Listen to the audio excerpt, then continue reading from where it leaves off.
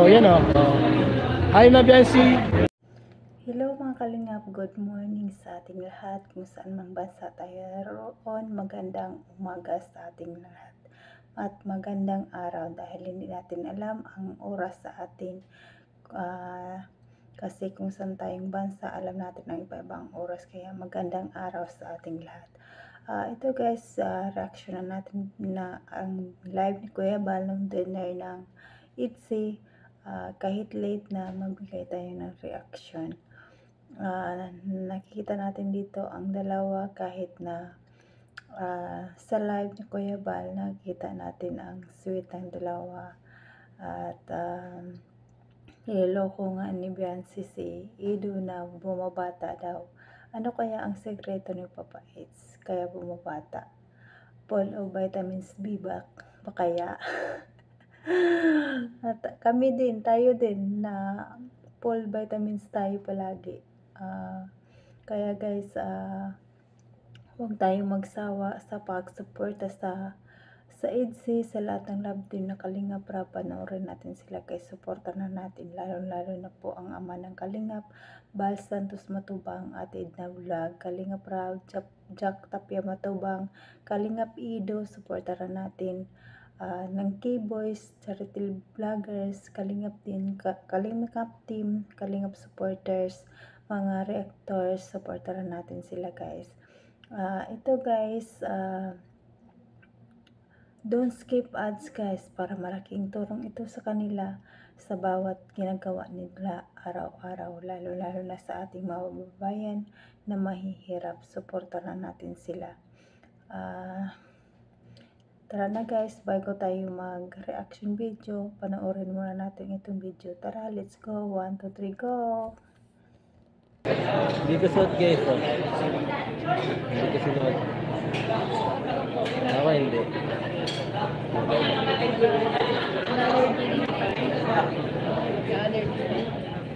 Inihubad ko to minsan kasi pagka nadudumihan, saka baka magasgasan. Saka minsan masikip kasi. Kapag nagbubuhat ako, nasusugat yung ganito ko.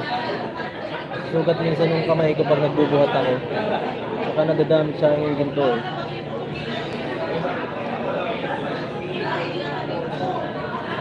Ha? Nililipat-lipat ko ito minsan eh. Minsan na dito nasa. Minsan nasa pa ako ko to guys. Minsan guys, hindi nyo nakikita kasi nasa pa ako to minsan.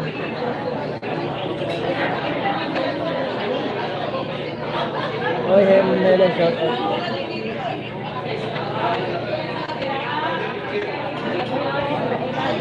Oy, man. Ayos na ako.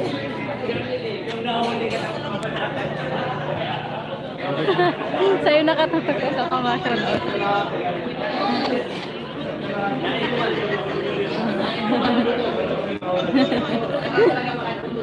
Ma-shoutout po ako kayo mo din.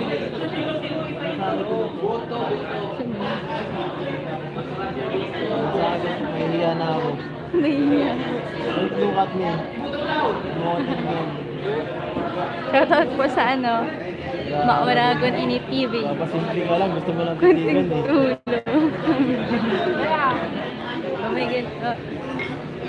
Kunting tulo para pag-iap ni Kuya Bal. Ang Kalingap Eds. Watching here in Qatar. Mauragon Ini TV. Shoutout po.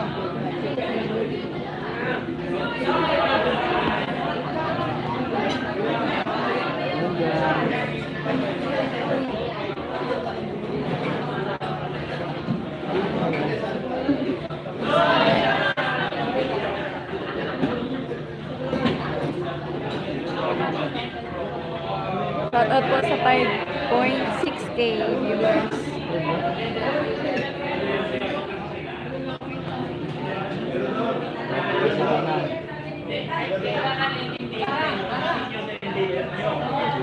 Tingnan niyo po guys.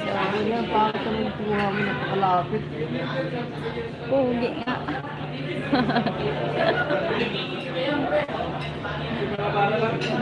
Parang totoy po baga. Parang totoy. sa'yo. Titigan niyo po mabuti guys ang mukha po ng isang totoy.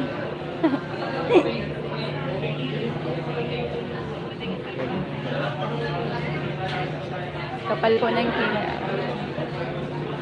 Ito po dyan ang pinakamaganda. Oh. Ha? Alin? Ito. Ito?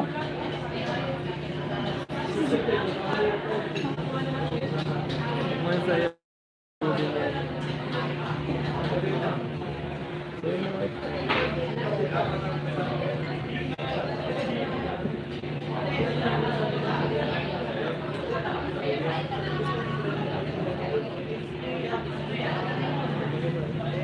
Pogi mata. Huwag ka pong mahiya, pogi ka man.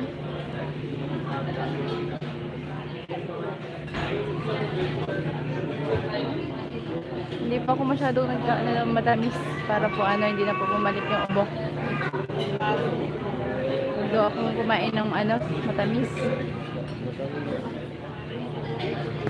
Ako magprita ng lang.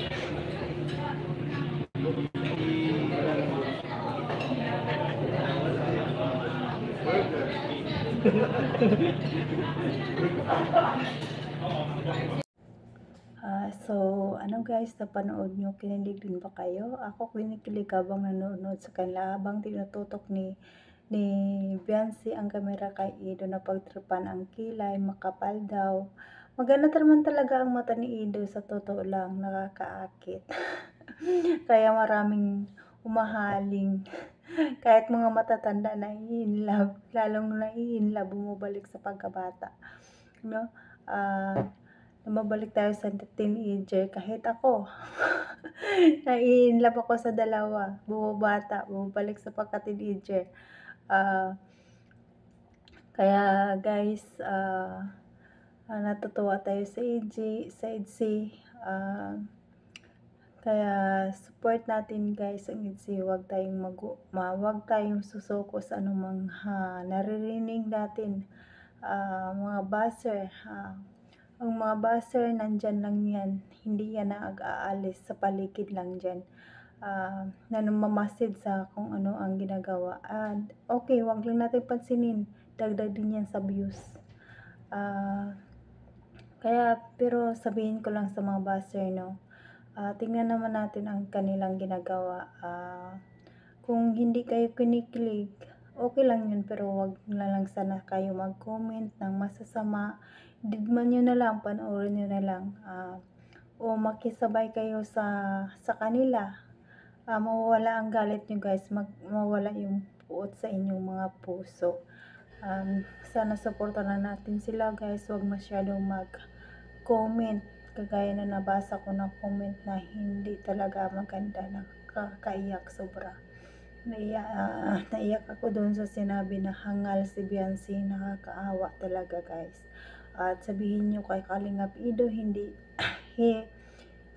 walang pakialam si Kalingap Ido kay Beyonce. Sana nakikita nyo naman kung ano nang ginagawa niya sa kanya. Hindi nyo man lagi nakikita, pero sobra ang pag-alala niya kay Beyonce, lalong pamawis, may sakit ito. Kaya gusto niya ipapagamot, pero ipa-doktor, pero si Beyonce ang umaayaw. Kaya pag nakikita niyo guys sa ibang mga BTS, sa mga K-boys, na walang pakialam si Ido kay Beyonce, sobra ang pag-alala niya. Wag natin tingnan yung mga sabi nga ni Ido, hindi palaging dikit, nakakaumay din yun.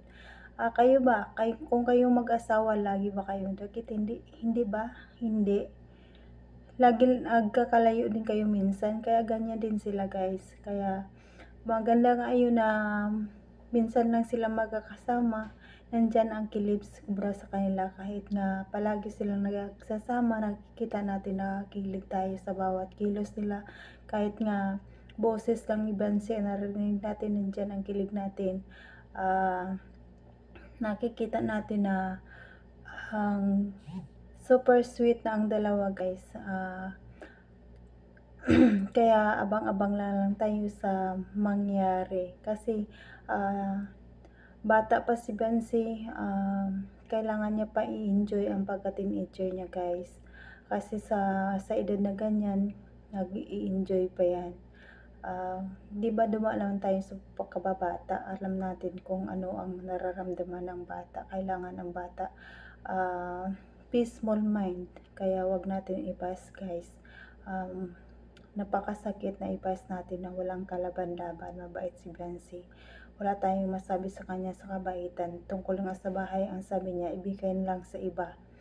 Kaya nadurog talaga ang puso ko dun sa pagsabi niya, ibigay na lang sa iba ang bahay na yun. Dahil nangarap siya, sa unang vlog pa lang, sinabi niya na hindi siya naghahangad ng malaking bahay kahit kubo lang, makaalis din sa dagat dahil ang delikado, no? Sana lawakan pa natin ang pag-iisip natin, guys. At dito na lang guys ako magpapaalam na ako sa sunod ulit ng aking video. Sana supportaran nyo rin guys. Bye bye!